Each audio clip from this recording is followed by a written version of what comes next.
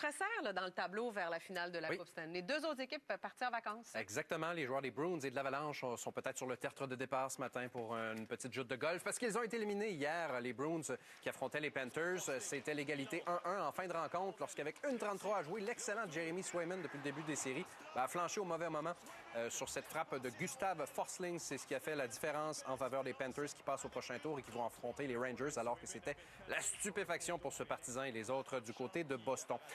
Entre les Stars et l'Avalanche, là aussi, on a eu droit à un duel très serré.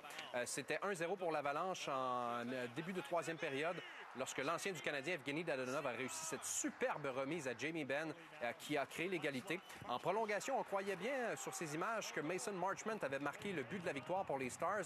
Mais attention, l'officiel sur la patinoire a prétexté qu'il y avait obstruction sur le gardien de but de la part de Matt Duchene et donc le but a été refusé. Mais ce même Duchene a joué les héros en deuxième période de surtemps. C'est lui qui a permis aux Stars d'accéder au prochain tour. Sinon, on surveillait aussi ce qui se passait dans la NBA. Duel entre les Pacers et les Knicks. À vous dire simplement là, que les Canucks et les Oilers vont s'affronter. C'est la seule série qui est toujours active. Et pour revenir à la NBA, les Pacers ont forcé la tenue d'un 7e match dans cette série en vertu d'une victoire de 116-103. Il y a eu de très beaux jeux réalisés notamment par Dante DiVincenzo sur cette séquence. C'est Miles Turner qui lui a volé la vedette avec des dunks retentissants comme celui-ci. Le match ultime aura lieu demain soir à New York. Et puis au golf, Scottie Scheffler qui s'est bien débrouillé malgré ce qui lui était arrivé. Oui, son arrestation qui était survenue plus tôt en matinée hier. Il a joué une ronde de 66 au championnat de la PGA. Il est 4e au cumulatif à -9. Scheffler a été arrêté hier matin tout de suite tout près du site du tournoi au Kentucky pour conduite dangereuse. Il tentait d'éviter le trafic causé par un accident mortel survenu plus tôt dans la matinée.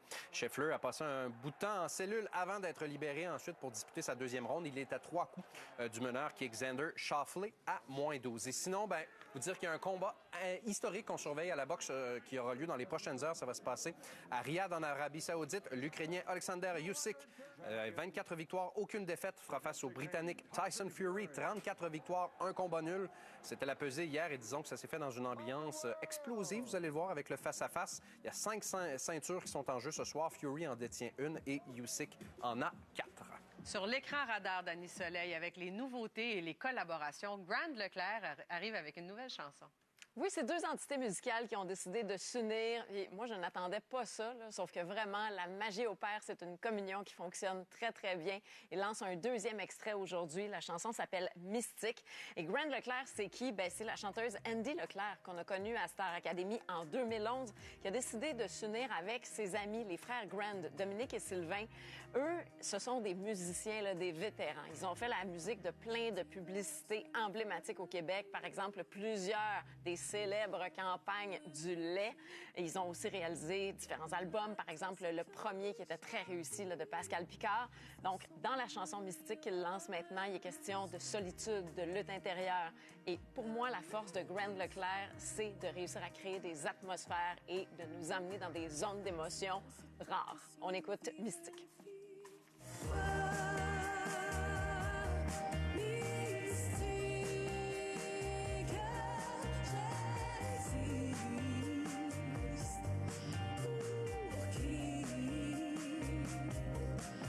Puis on peut voir aussi un film québécois qui s'appelle L'Ouragan, FYT. Oui, FYT, c'est pour F-You Tabarouette. Là, je le dis comme ça à cette heure-là parce qu'il y a des enfants qui regardent, mais vraiment, c'est contre l'esprit punk du film. Alors, on est en 91 dans le quartier Hochelaga-Maisonneuve à Montréal et on suit Delphis, qui a 11 ans, qui est expulsé de son école, qui est rejeté par les autres enfants, qui vient d'un milieu difficile, qui se retrouve toujours confronté à des grandes injustices sociales et qui se met à exprimer sa rage en faisant coup par-dessus coup. Et chez lui, c'est très difficile aussi parce que son père va être envoyé en prison. Sa mère est jugée inapte à prendre soin de Delphis et de son petit frère. Alors, il va se retrouver recherché par la DPJ, par la police. Il va changer d'identité, devenir l'Ouragan. Et c'est là où il va être accueilli par une gang de punks qui vont le prendre sous leur aile, qui vont lui offrir une place dans un monde où il n'a jamais senti qu'il avait sa place.